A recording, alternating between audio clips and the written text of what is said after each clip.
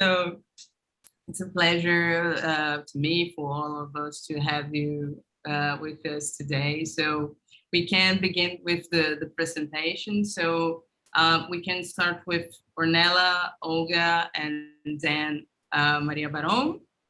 Perfect.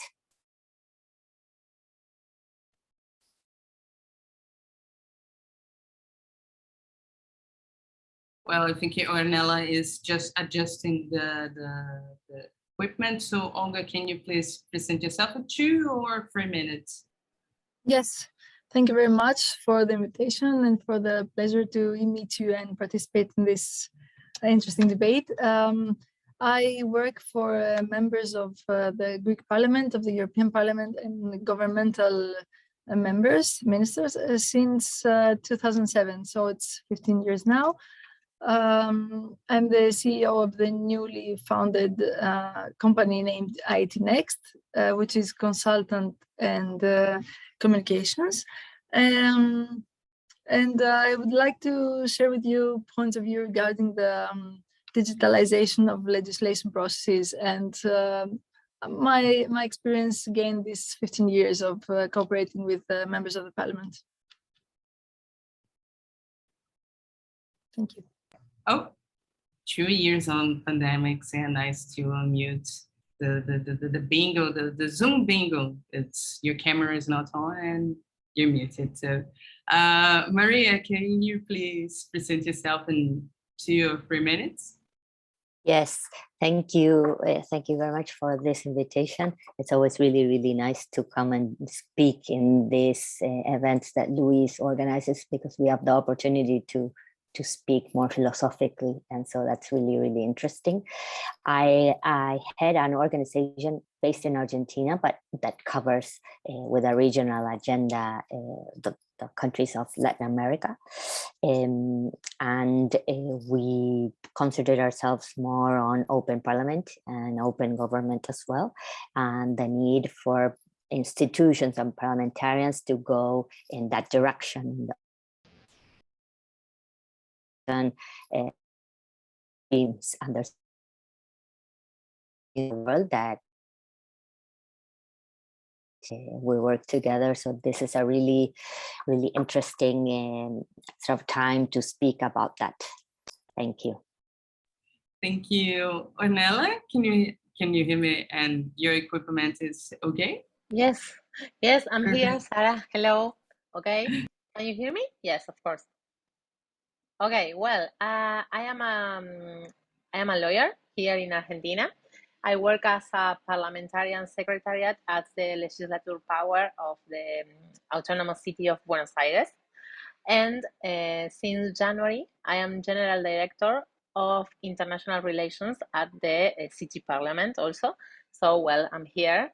Thank you to you and Luis and all of your group, of your team. And well, I made a presentation about the women's in politics. I don't know what is the order of the presentations, but okay, I'm ready when you decide.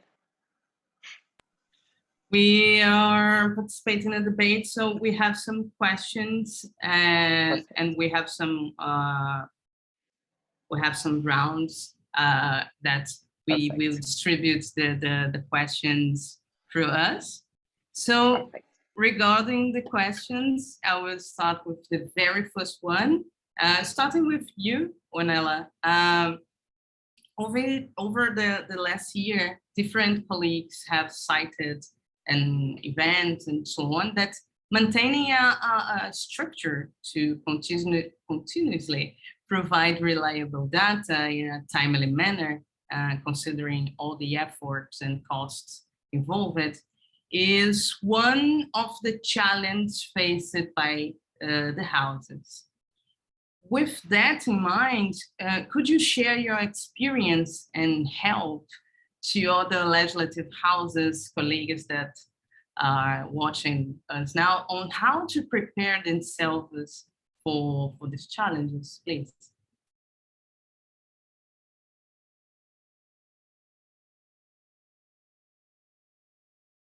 So I think Ornella have a little connection problem. So Olga, can you please answer this question? If you want to, I can repeat it. Sure, I can write down a few words on this.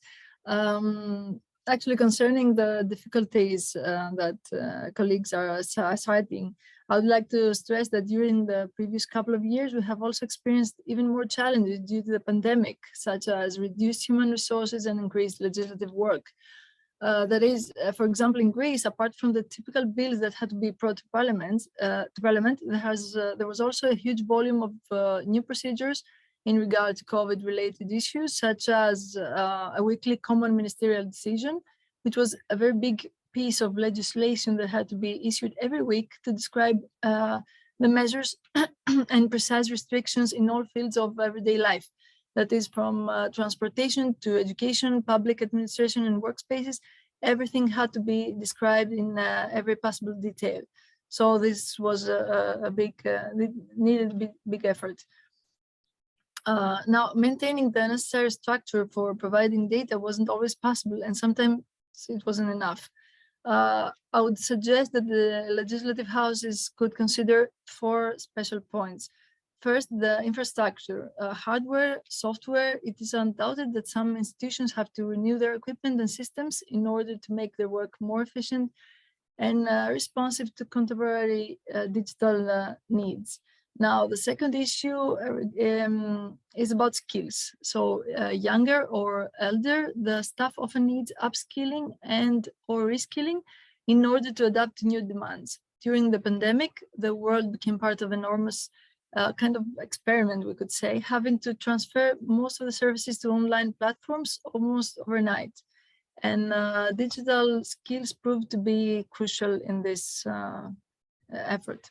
Third point, the procedures. Simplifying the procedures of, for example, user authentication or data sharing could turn out to be the key to complicated and time-consuming bureaucratic tasks.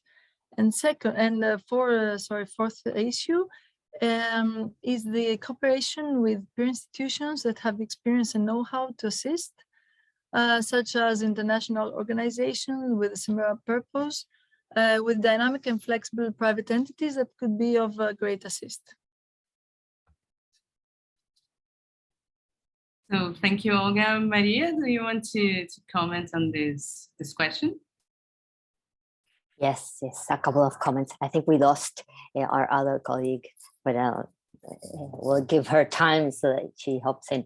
I think from my perspective as a civil society organization that works in Latin America, and of course my view is from this region more than in others, but I think we have seen that all the agenda that we fostered for like 15 years or 20 years of the parliaments opening up, going into like a more tech trend so that we could access the data that they have, legislators that we've never seen were suddenly in Zoom calls where we could attend.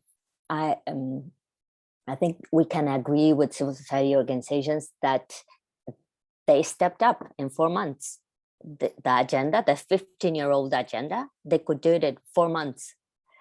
And that is a sort of evidence that they could do it before, only they didn't feel the need or they didn't feel the pressing. Of course, we didn't live through a pandemic before, but I think I think it's a corollary of many of the asks that are being put forward to the parliaments.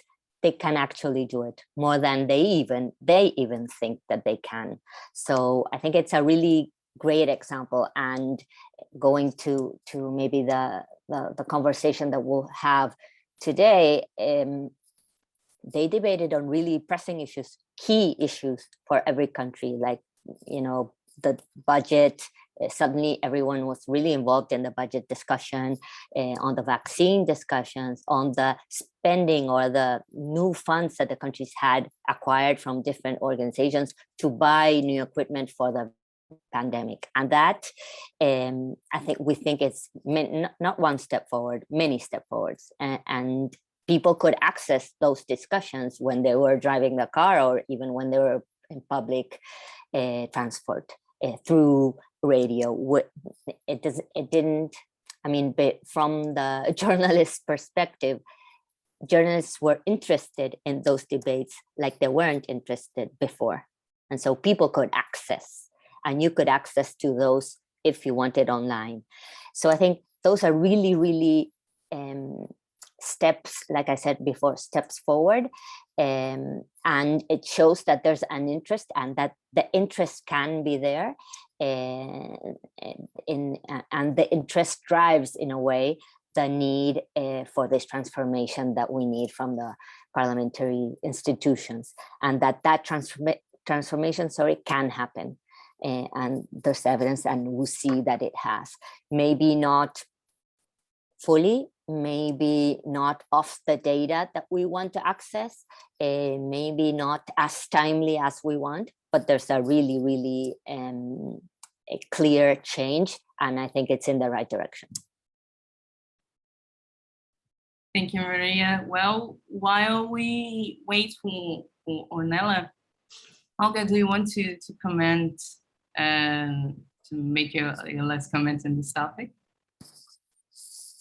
Well, I agree with Maria that this pandemic revealed some forces and some dynamics we didn't even realize we had in all aspects. So it's really important to see these dynamics of the public servants and of the institutions, and take advantage of this new era where we have already entered, and make the most of it. I mean, now we know that we can accelerate procedures, we can simplify what needed more time, and there's no way back now. I mean, it's only way forward.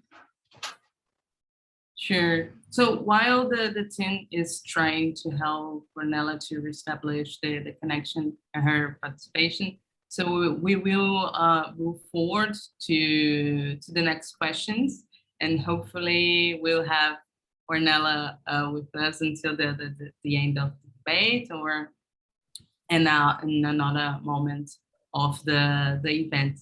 So another question that I'll made for both of you is different legislative houses over the globe already have declared that they face some challenges in publishing legislative information in an open format. And also they struggle to motivate citizens to use this data. Considering this, what kind of advice would you like, starting with you, Maria Barón, what kind of advice would you like to give on how a legislative house could foster the use of open data by the civil society?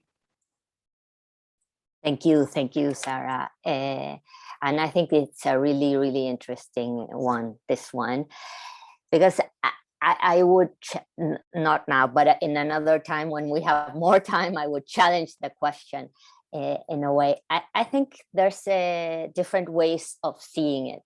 The first one is, I think, and I'm in no position to advise, I think, but I think that data, that the legislative data is sort of serves as evidence for internal use, as a reference for the sort of purpose of policy.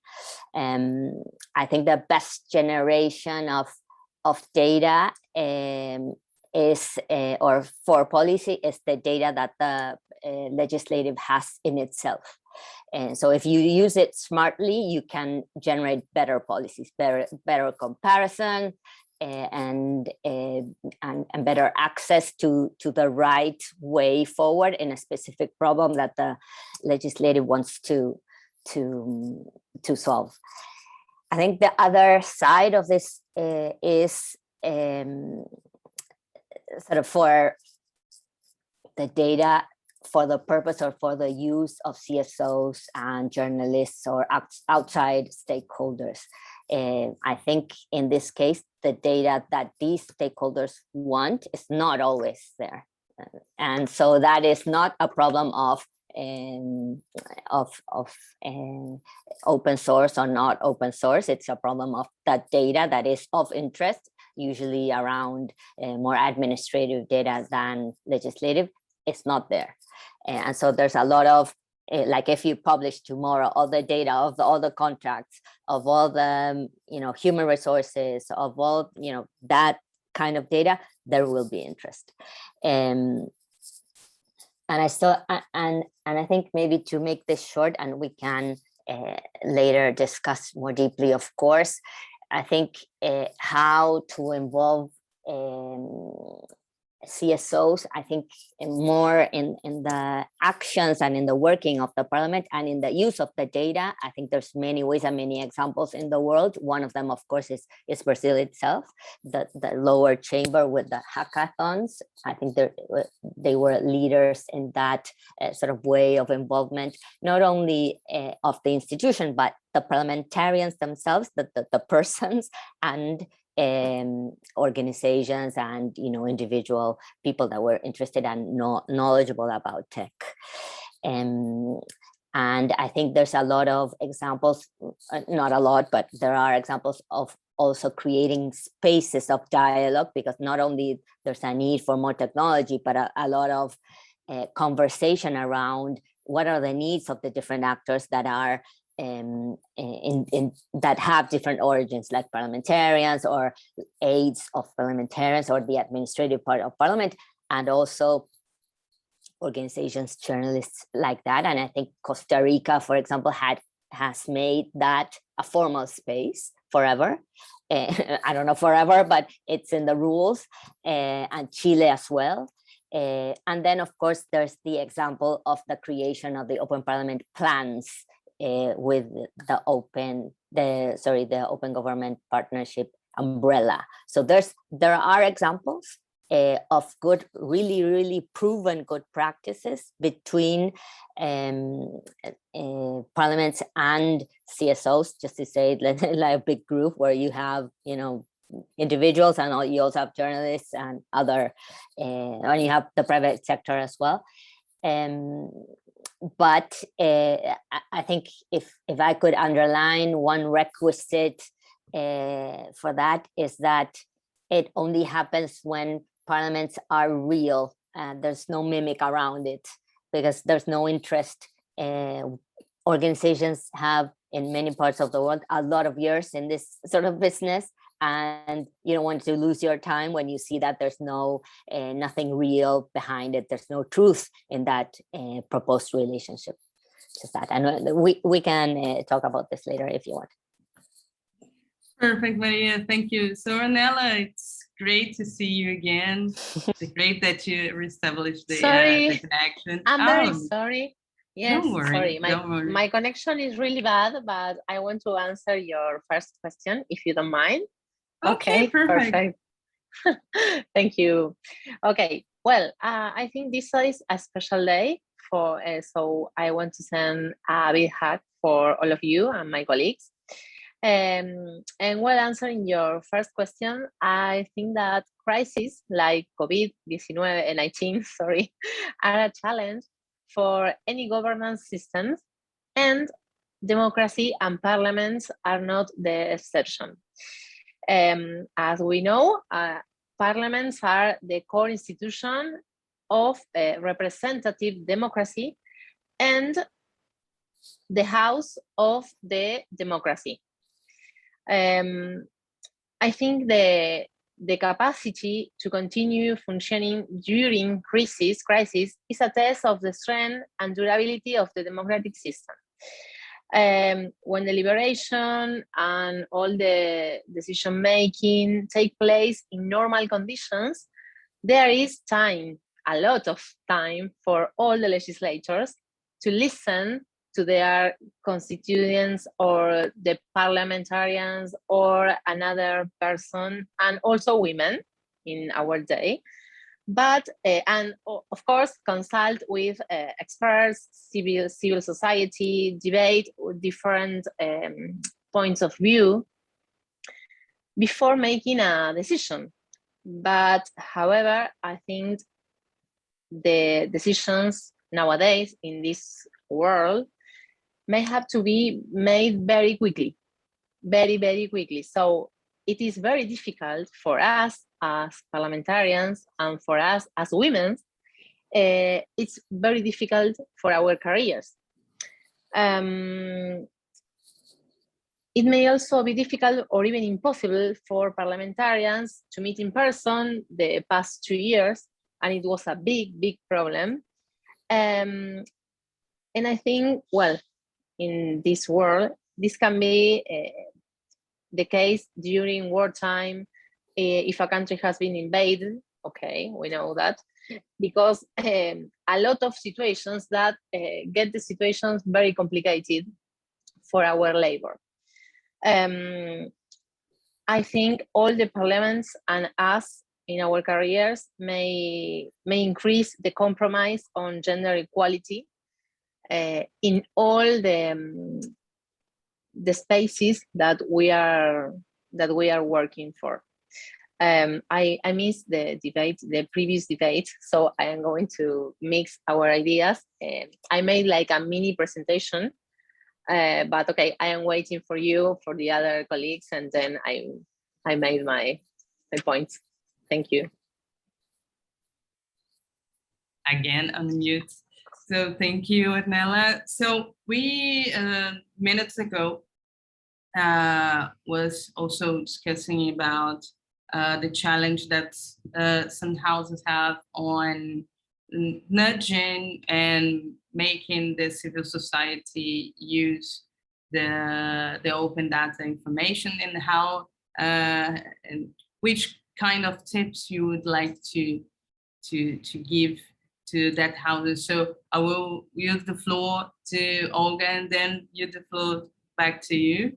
So thank you for answering the first question. It was pretty good. So Olga, what do you think about what could be the tips and the steps on that?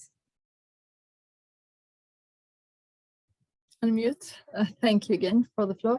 I would like to share with you 2 links from our parliament, so we can comment together this access to data, which is our topic today. So in our chat, you can see a link of the Hellenic Parliament, and you can see here is this is the form of the means of parliamentary control. This particular is a petition that is a question posed to the Minister of Education, for example, by an MP, bringing to Parliament citizens' worries or complaints.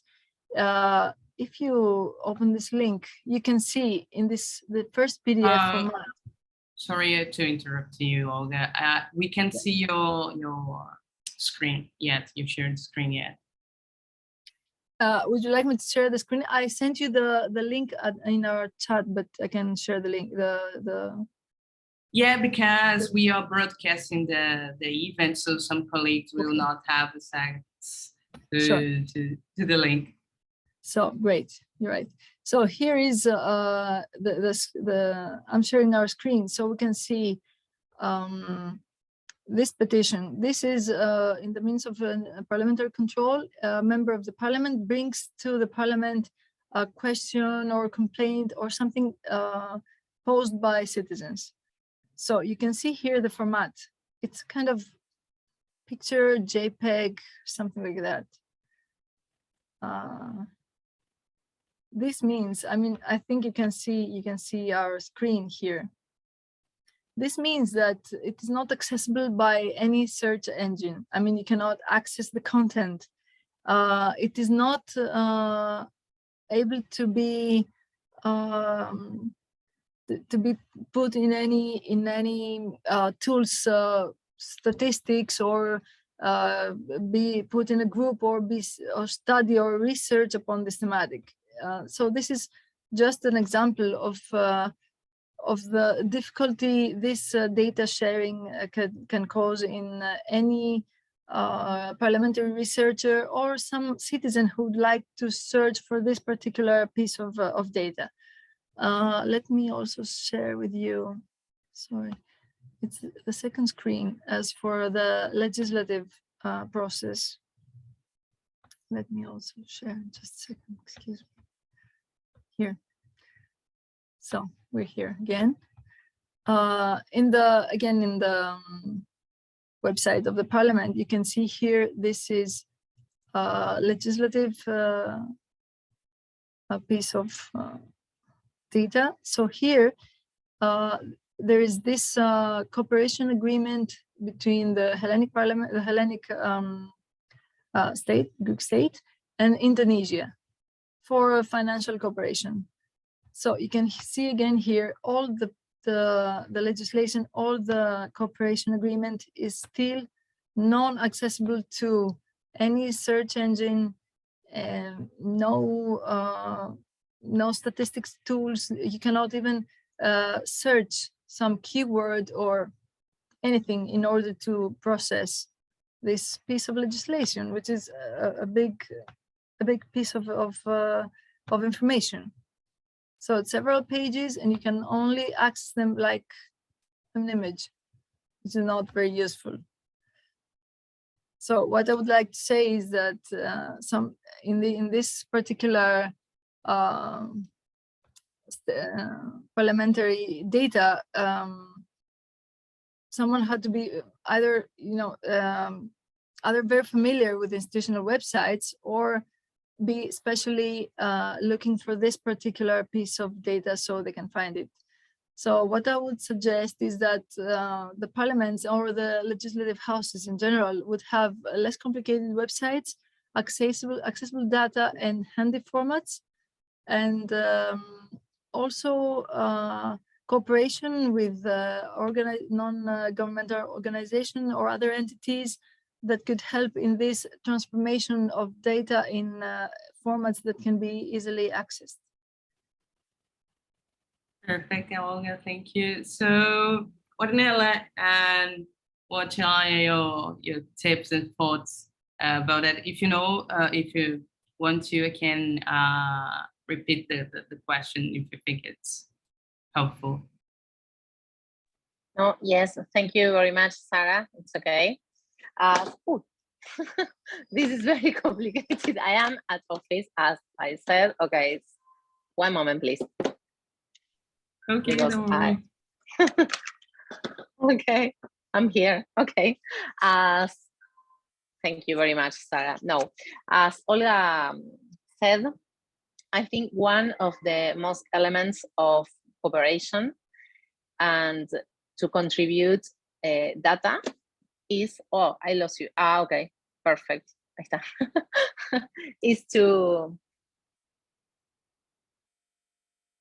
is the technical assistance and the celebration of cooperation agreements to contribute to the labor of the parliament.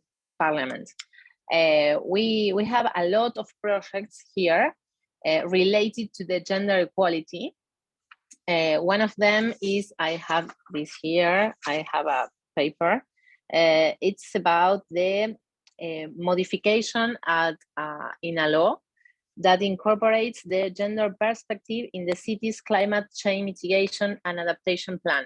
I don't have here the project, but it's really interesting because it's about the on one hand, the climate law, and on the other hand, the gender. So I think this is very important. It's the Deputy Carolina Estebarena, and it's very important. And another project is about the time use survey. It's like an instrument that makes possible to measure the overall workload carried out by the members of the family, especially women. So I think this is very, very important because you can measure the work that the women do in their houses, and through the distribution of tasks and under different modalities of coexistence between the elderly, children, or men. So, well, it's not an agreement cooperation, but it's a project that it's very, very interesting. And as Olga said also, about the relevance of the press and communication between the different areas of the legislature to contribute to the social, to the society, but also to the workers here. I think this is very, very important, and there is where the importance of the data and the communication is really important, I think, for the legislature and parliaments and local parliaments. Thank you, Ornela. So we will move forward to our next question, starting with Maria Barol. Well, a way of improving democracy is by promoting legislative cooperation and the collaboration between colleagues, as we are doing here today, for example, in this event, exchanging knowledge.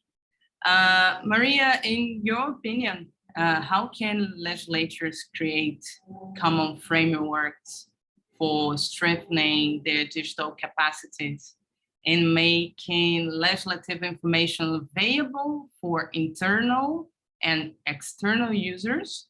And which internal areas are more commonly involved, in your opinion?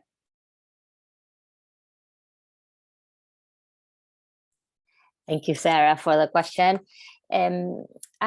First of all, with the premise that in the past 2 years, the parliaments have gone through a digital transformation, we can say, with some have innovated, some haven't, but they all have acquired technology from one way or another. So with that base, as a common ground, I think in Latin America is a special case, because our parliaments are really, really connected through different spaces and different forums that there are, and also CSOs and also parliamentarians. So there's a big sort of web of networks that people meet and that can,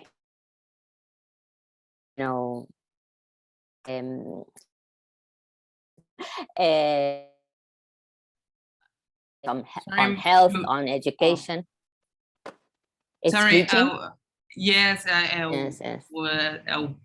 would interrupt you, but the connection is stable again. I thought it was mine, but sorry for interrupting. I think it's mine. Do you want me to put my video off? We can try. Wait. Yes. Do like this. Yes, I can hear and see you well, so you can proceed. Sorry for interrupting you. So I think it's, I'll do it faster. So I think there is a lot of connection already. It's a thematic connection. We need to do the technology connection. So there's a lot of conversations about the themes and how to make our worlds or countries better, but there's a need for that tech community regarding parliaments that is not there yet, or at least I haven't been participating in any of that. But there's each parliamentarian, parliament today, we can say in Latin America that they have a group of tech people that can really connect to each other and that can really share. And I think there's more need to like institutionally share the tools that they have available to help the others. For example, I think the countries that are well off today are the countries that have the capacity to, related to Olga's sort of remarks recently, just now, around how the machine readable comparison of bills, for example, that there's a really, really big need for that, because there's and also I don't want to go forward in the conversation that is coming now, but there's a really, really need to be more effective. And in that effectiveness, you need machine readable, you need comparison of bills. And if there's a parliament that has already done fintech debate and has already done the comparison of the frameworks of the different parts of the world, that can be shared. You don't need to invent the wheel again. So I think there's a need for that. But also, I wouldn't today in any of parts of the like institutions, I wouldn't never again, like we did before, like in the 90s or the 2000s, think of really big frameworks that will never be finished or will never be built so that the parliaments can work better. I think all of the solutions today, as from today, need to be cheap, need to be shared, need to be tech savvy, and that can be understandable. Otherwise, it's a really a big mountain to climb, and it will never happen. And we have thousands of examples that to prove that. Thank you, Maria. And Olga, what's your thoughts about that, please? Yes, I very much agree with Maria. We have to make flexible steps in order to achieve to be result oriented. So thank you also for having this opportunity, such as I mean, this is a very good example of exchange of views, some flexible small schemes that can be direct and can help professionals exchange views and expertise. So from what has already been said, it's clear that through synergies and international exchanges, legislative houses can save energy and human resources and valuable time. And now with the pandemic, this has been clear, very, very obvious that we can definitely save time and find new ways of new tools of collaboration. It's also most important that we use existing networks, even big internationals such as the IPU or Interpares, or smaller like the Hellenic OCR team like we have in Athens in Greece, smaller and flexible schemes. First, what I would say is that houses should be more engaged with specialized international as well as local interparliamentary networks and take advantage of their expertise. Second, the extroversion of public servants should also be encouraged, such as their participation in international projects or fora. So they should be also encouraged by their institutions to participate in these exchanges,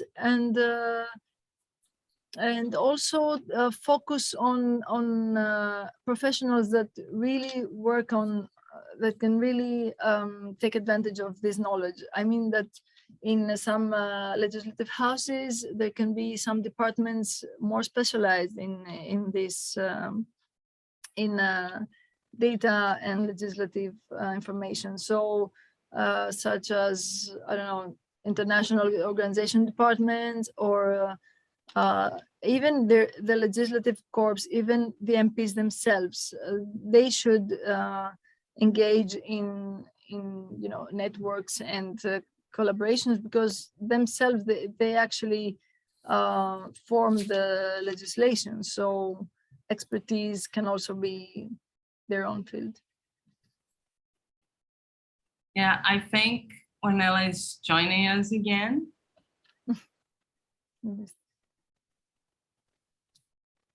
So, Ornela, can you hear me? Can you hear and see us? Yes. Perfect. I'm here. Sorry, my connection is really Don't bad. worry. Okay, thank you, Sarah. In another opportunity, for example, my connection went out due to a storm here in São Paulo. So don't worry. It's like my low battery and also the connection are not helping me, but I'm fine. Okay. Thank you. I'm so sorry. You were a lawyer, right? Yes, I am a lawyer. It's more, I think it's, what's the name? It's more law or something, because many things go together to It's such a mess. Get down the connection, but don't worry. So I will move to the next question. I think I contemplate your answer. Yes. No. Not yet. Sorry. Yes, of course. No, if you want. No. If you want me to repeat the question, I can repeat for you because I know that. I have it here because I asked Luis. Thank you, Luis, because I can enter to the script. But okay, I think we were at the 221. Yeah. No, sorry, the 2.3. Yeah. 3.3.1. Yeah. Yes. Okay. Perfect. Yes. A way of improving democracy. Okay, is promoting legislative cooperation. That. Okay. Okay. I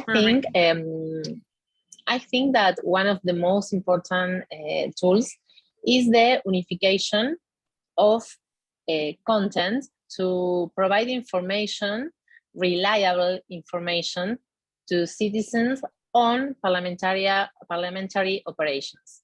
I think that it's very important that citizens will be able to consult information, for example, on ordinary sessions, public hearings, work of commissions, and events, of course, organized in facilities with greater transparency and accessibility. I think one of the examples could be the launch of applications for mobile devices with information on the work that each of in this parliament, 60 legislators, we have 60 legislators, and what that they do in the parliament. I think the aim to integrate the people, the community of Buenos Aires to the work of the legislators inside the parliament, it allows to consult, for example, the last projects that I mentioned before, and also the participation of the legislators in commissions. I think it is a challenge, of course, because it also implies a much more responsibility for the legislators and a lot of more direct interaction, because I know we are all connected with social media and social networks such as Facebook, Twitter, Instagram, but I think this aim could be a lot of more responsibility for the legislators, and I think it is a good practice because they are elected by the people. So I think it could be really fine, and I think they encourage also the citizen participation, guarantee accessibility of information, and provide greater legislative transparency.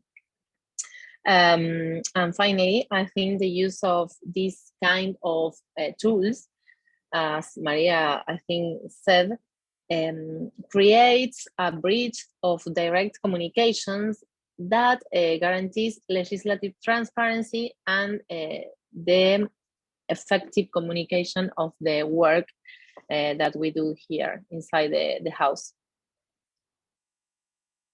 Perfect, Ornela. So I will move to the next question, and I will start with you. So I would like to propose, as we are reaching the end of our presentation and our debate, I would like to propose an exercise, and considering the last question, and looking to the future in the next date, for example. What are your considerations about the challenges and opportunities that legislatures will face to answer an ever-growing demand for high quality and high-speed legislative information for internal and external users? And just as a extra information, your presentation we will go to that in the closing remarks. So feel free after to present, but I will let you answer the question. Okay, thank you, Sarah. Well, I think one of the most challenges that we have is that the legislators have to include all the participants of the society, social media, of course, the local citizens, the international relations with another countries or another parliaments. And I think we have an very important aim, that it is the ODS, the Sustainable Development Goals. And I think that could be one of the most important events in the next decade. For example, women's equal participation and leadership in politics and public life, I think it is very critical to achieving the Sustainable Development Goals by the next decade. I think that women's representation, I have a lot of numbers. I hate numbers, but okay, I think they are important also. And I don't know if you know about that. I don't have the computer near, but I wanted to share a screen. Hello, I want to share a screen with a map of the women in politics for the United Nations. That map shows that women's representation is underrepresented at all levels decision making in the entire world. So I think that the achieving gender parity in politics, of course, is still a long way off, and I think it would be one of the most important aims for the next decade. So I think that is in this day, I think that the most important objective, and I think that achieve women in government leadership positions could be a big event for the next decade. Thank you for your answer, Ornela. So Maria, I'll move to you. What's your opinion about the question? Thank you, Sarah. And I really, really like this question because it's the right moment to ask it, because I think, like I said before, there's a really need and a really visible demand that of the people in general asking their institutions to solve their problems. And it's really, really palpable that we're seeing that. And so to your first point about better or higher quality, I think that it goes right to the needle of what parliaments produce. So there's a need for effectiveness, and that effectiveness is really clear how you can get it. You get it with, of course, the right parliamentarians, but you get it with evidence. If there's not thousands, but there's a lot of parliaments that still debate without evidence, and that is not going to bring the solutions that people need. Also, there's a lot of parliaments, especially in Latin America, that produce, for example, legislation about, I don't know, tax reform, and really it's not a tax reform. So you need to be truthful about what you're saying, the title that goes out in the media about what the legislation that is coming out is about, because you get the hopes up and then it doesn't solve any problem. So that is the consequence of that is less trust to the parliament and the parliamentarians. Then your second point is about high speed, and I think it's the right moment to talk about that, because we are the time that bills get to pass the proceedings in parliament is the same time as the 1900s, and we are in another world with other needs. And so we need to think of a creative way of how to get those bills passed in a formal way, but faster. For example, I always put the example of Argentina. The consumer defense law in Argentina took 7 years. That is not possible to create a solution, because when you start the debate and when you finish it, it's two different problems that the people face. And so there needs to be a debate about how to creatively think of a proceeding that is simpler and that goes through a formal process, because we want formality, but we need it to be a faster one. But faster doesn't mean not effective. And then I would add, if you allow me, a third point, which is, and maybe derives from your first one, it's we need mechanisms to update laws that have already been passed. For example, if a consumer law took 7 years, I'm sure you're going to have the need to update it. It doesn't mean a new law. Maybe it's how to update it or make a fast track mechanism to adapt it to a new reality. One of the things that many parliaments are starting to walk a road is on what we call post-legislative scrutiny. So how can you know if there's a need to update a specific law? You need to study the laws or the regulations or the products that the parliaments produce. And so you do that by this sort of mechanism that's really, really, I think, novel, and some parliaments are working on that, which is study the effects. Also, there's in this world where parliaments copy, they do cut and paste from the different initiatives that are being introduced and then apply it to the different contexts. There needs to be a study of those. So there's not only a need to do post-legislative scrutiny in your own country, but there's a need to do post-legislative scrutiny in many countries, because a fintech law is passed in every country. And so in that. And so I think we lost quality. Sorry for interrupting you. I think we lost just 2 seconds of your speech. I was just finishing. So in 10 years, faster, high quality, and evidence. Perfect, Maria. Thank you for your considerations. Olga, what is your opinion about that?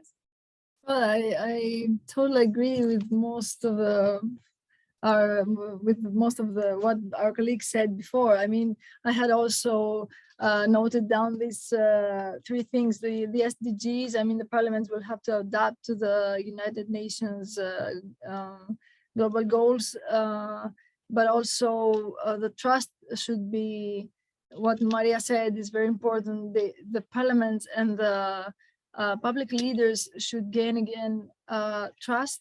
So using evidence and information that is close to the society. So what is most needed is to attract and regain trust and interest from the public. I think there's a huge lack of public engagement in policies lately. I mean, the last couple of decades at least. The youth is not really interested in public policies, and we see that also in Western democracies, the young people don't even go to vote. I mean, there's a big lack of interest. So one of the challenges that parliaments will face is to regain public engagement and to advance their institutional position in the public sphere and in the public discourse, and they have to resettle their position and attract more people and more young people to engage with the democratic procedures. And another thing that our colleague said, I don't see her now, but it's about the parity, this gender gap, and according to the Global Economic Forum, there is some 135 years, something like that, that needs to be, in 135 years, maybe we can gain this gender gap will close. So it's most important that women and the youth and more citizens are engaged in democratic procedures. This is a big challenge. Yeah, it is. Thank you for your considerations, Olga. So we are moving now to the closing remarks of the debate. So I want to start with you, Olga. What are your final remarks for our panel today? Well, thank you very much again for giving us this opportunity to participate with women. This is the Women's Day today, so it's very useful to have the opportunity to exchange views with professionals from around the world in regards to parliamentary procedures and the modernization of institutions. And the last remark I would like to make is that we should engage more in networks like these, and I hope we have more opportunities to meet either through Zoom or better if we can make it to bring together, young scientists and expertise and experts from all over the world to exchange views and knowledge for ameliorating the parliamentary and democratic institutions. Thank you very much. For sure. Thank you, Olga. So, well, we are open to more conference, more debates. I totally agree with you. So, Maria, I would like to invite you to do your closing remarks. Thank you, Sarah. Like I said at the beginning, I really like these spaces where we can exchange ideas because there's always sort of those bright aha moments where you get new spaces to collaborate or new ideas to investigate if they're viable or not. For this one, of course, there are like 2, 3, or 4 or 5 concepts that are bouncing in my head. Like always, when all the events that Luis organizes. But I think what I like is what I always try to put together in these conversations is that there's a need for all of our countries to create better policies that change people's lives. And so I think in this conversation we've meandered around that, and I think you, like I said before, you put it right on the spot, and it's a really good moment to discuss about how to create more high-speed parliaments and parliamentarians as well, we can say that, and how to create better quality or higher quality of laws. And I think there's some ideas that are still bouncing in my head to keep on working on that. And so I would welcome another conversation of like this in the near future. Thank you, Olga, and thank you, Ornela. Thank you, Maria. Awesome to hear your experience and your thoughts. So, Ornela, I will move to you for our closing remarks. And after the closing remarks, we go straight to your presentation because we have some minutes before the next activity. So, feel comfortable. Perfect. Thank you very much, Sarah, for this organization and this event. I'm sorry for the inconvenience. And thank you, Maria and Olga. Well, finally, I want to express one of data to closing remark the situation that Argentina ranks 15 according to data from the Interparliamentary Union, since women deputies represent 44% of the total of the legislators. This is data from February to this year. So I think that according to all the expositions and all of the debate that we shared today, I think that without the immense work of all the women, none of what we have today would have been possible. So I think that employment, education, each of our rights have no gender. And today, on this day of struggle and reflection, we claim it once again. Okay, so thank you very much. It was a pleasure.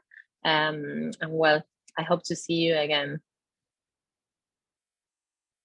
For sure, it was our pleasure too. It was a pleasure for me, and I'm sure for the audience too, to listen to your thoughts, to your data, to your opinion, to your tips. So thank you for your presence in this panel with us today.